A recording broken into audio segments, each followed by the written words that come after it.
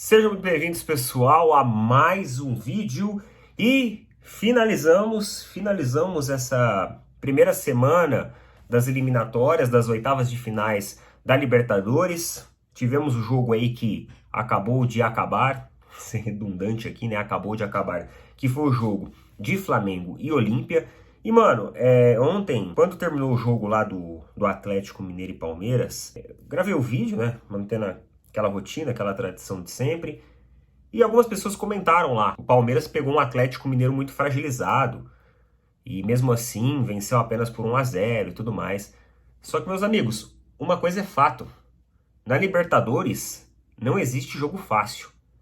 Ainda na primeira fase da Libertadores, nas fases de grupos, longas fases de grupos, ainda pode-se dizer que existem sim adversários que são mais tranquilos, que são mais fragilizados, onde você consegue ter uma amplitude de placar melhor. Agora, quando você chega nas oitavas, por mais que, mas o clube na outra competição não está tão bem, mas o técnico é novo, mas o jogador principal não vai jogar, todo jogo se torna um grande desafio.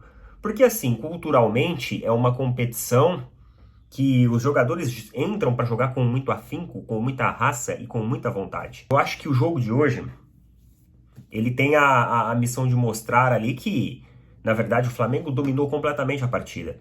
E nem sempre o futebol ele é justo, ou nem sempre o resultado reflete aquilo que foi a partida em campo. O Flamengo manteve quase 80% da posse de bola durante o jogo inteiro. E mesmo assim, venceu por um único gol de diferença. E eu acho que isso foi muito em virtude da postura do Olímpia, que desde o começo se abdicou totalmente de jogar. A realidade foi essa. Esse foi um jogo de um time só, onde o Flamengo jogou, onde o Flamengo insistiu, onde o Flamengo tentou de todas as formas furar os bloqueios. Conseguiu por muitos momentos isso, criar isso, mas não conseguiu reverter isso em gol. E aí, porque assim, no primeiro tempo, nós tivemos a seguinte imagem, assim, a seguinte retrato do jogo.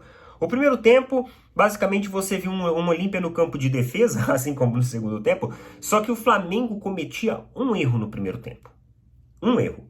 O erro que o Flamengo cometia era, assim, trabalhar demais a bola, toca daqui, toca dali, toca de lá, toca daqui, toca dali, toca de lá, sem muita objetividade. Mas aí caía-se na boa marcação do Olímpia. O Olímpia recuava, baixava suas linhas, chamava o Flamengo para cima, só que só faltava colocar o ônibus ali dentro do gramado para frente do gol, porque realmente tentava fechar todos os espaços e criar todos os bloqueios para que o Flamengo não conseguisse perfurar a sua marcação.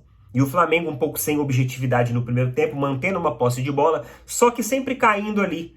Um time extremamente faltoso, né? O time do Olímpia, cara, além de se abdicar do jogo, taticamente, tecnicamente, aí você pode até falar que é uma estratégia dos caras, mas assim, time extremamente faltoso, você se incomodava em alguns momentos porque a partida ela simplesmente não fluía. E isso combinado a um árbitro que estava perdido em campo, que não conseguia ali imputar a sua autoridade, estava sempre presente, próximo das jogadas, né? Assim fala, né? A arbitragem muito fraca desse jogo hoje era o retrato ideal para o Olímpia, que estava na casa do adversário, de um forte adversário, onde sair provavelmente com um empate seria uma grande vantagem.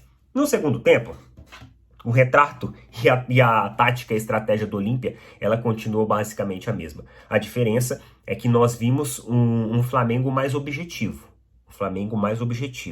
O posicionamento do Bruno Henrique muda, né? O Bruno Henrique começa a passar o pessoal comemorando. O Bruno Henrique começa a fazer uma infiltração, né, por dentro, né? Não abrindo tanto ali no setor ofensivo. E essa mudança fez com que ele tomasse mais projeção no centro, né? No centro ofensivo do time do Flamengo, centro defensivo do time do Olímpia. E isso melhorou muito, porque abriu muitas possibilidades, abriu um leque de possibilidades para o Bruno Henrique, desde chutes à média distância, desde algumas finalizações com assistência ali que chegava do Gabigol ou de algum outro jogador, e até mesmo jogadas de cabeceio. Uma dessas, inclusive, que fez o gol. E, cara, eu acho que isso é a prova de que o Bruno Henrique, ele é o maior reforço do Flamengo em 2023. Ele é o maior reforço do Flamengo em 2023, porque mostra que é um cara que voltou rápido, muito entrosado dentro do elenco, conseguiu adquirir esse ritmo rapidamente e mostra que, na verdade, o futebol dele não é temporário, não é assim, ele tá como estrela agora, mas a época dele passou. Ele mostra que realmente é dom, ele mostra que realmente é técnica, é qualidade, é um bom jogador.